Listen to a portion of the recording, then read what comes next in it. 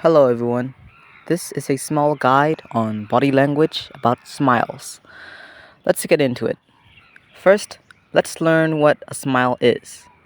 There are two muscles in the face that make smiling seem like smiling.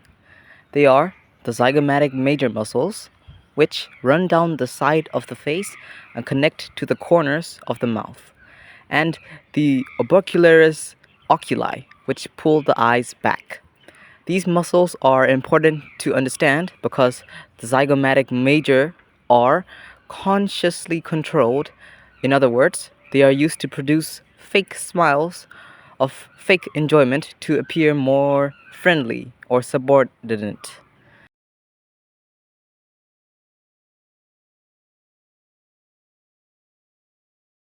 The orbicularis oculi at the eyes act independently and reveal the true feelings of a genuine smile. So, the first place to check the sincerity of a smile is to look for wrinkles beside the eyes. Here, you can see the same person in different smiles. Can you spot which one is a fake smile? When you smile, your cheeks raise up and your eye muscles contract and your eyebrows dip slightly. Photographers ask you to say cheese because this word puts back the zygomatic major muscles, but the result is a false smile and an insincere looking photograph. Smiling and laughing are universally considered to be signals that show a person is smiling. We cry at birth, beginning smiling at 5 weeks, and laughing starts between the fourth and fifth months. Babies quickly learn that crying gets our attention and that smiling keeps us there. Recent research with our closest primate cousins, the chimpanzees, has shown that smiling serves an even deeper, more primitive purpose. To show they're aggressive, apes bare their lower fangs, warning that they can bite. Humans do exactly the same thing when they become aggressive by dropping or thrusting forward the lip because its main function is as a sheath to conceal the lower teeth. Chimpanzees have two types of smiles. One is an appeasement face, where one chip shows submission to a dominant other.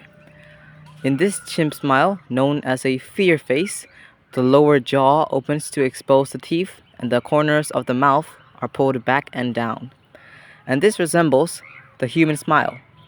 The other is a play face, where the teeth are exposed, the corners of the mouth and the eyes are drawn upwards, and vocal sounds are made, similar of that of human laughing. In both cases, these smiles are used as submission gestures. The first communicates, I am not a threat. As you can see, I am fearful of you. And the other says, I am not a threat because, as you can see, I'm just a playful child. This is the same face pulled by a chimpanzee that is anxious or fearful that it may be attacked or injured by others. The zygomatics pull the corners of the mouth back horizontally or downwards, and the orbicularis eye muscles don't move. And it's the same nervous smile used by a person who steps onto a busy road and almost gets killed by a bus. Because it's a fear reaction, they smile and say, Gee, I almost got killed. Did you know that smiling is contagious? The facial muscle activity on 120 volunteers while they were exposed to pictures of both happy and angry faces. They were told to make frowning, smiling, or expressionless faces in response to what they saw. Sometimes the face that were told to attempt was the opposite of what they saw, meaning a smile with a frown or a frown with a smile. The results show that the volunteers did not have total control over their facial muscles. While it was easy to frown back at a picture of an angry man, it was more difficult to pull a smile, even though volunteers were trying consciously to control their natural reactions. The twitching in their facial muscles told a different story. They were mirroring the expressions they were seeing, even even when they were trying not to. This means if you smile and somebody sees you, they will most likely smile back. In the early days, the ability to decode smiles appears to be hardwired into the brain as an aid to survival. Because smiling is essentially a submission signal, ancestral men and women needed to be able to recognize whether an approaching stranger was friendly or aggressive, and those who failed to do this perished. When you look at the above picture, you'll probably identify actor Hugh Grant. When asked to describe his emotions in this shot, most people describe him as relaxed and happy because of his apparent smiling face. When the shot is turned the right way up, you get a completely different view of the emotional attitude conveyed. As you can see, the brain can even identify a smile when a face is upside down. Not only can it do that, but the brain can separate the smile from every other part of the face.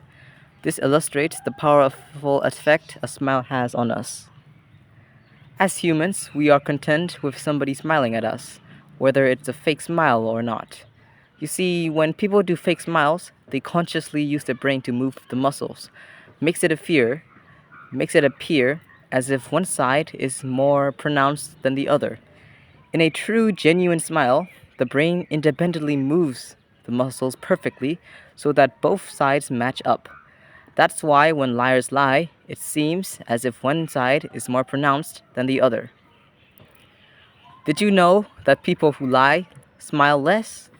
This is because they want to appear more serious, and people who are innocent try to smile and make the other person ease up. Now, here are the four common types of smiles. First, we have the tight lipped smile. The tight lipped smile is used mostly by women, and it conveys that they have a secret and they won't tell you. Next, we have the twisted smile. The twisted smile is peculiar to the Western world and can only be done deliberately, which means it can send only one message: sarcasm.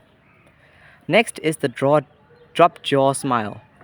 This is a practice smile where the lower jaw is simply dropped down to give the impression that the person is laughing or playful. Now we have the sideways looking up smile.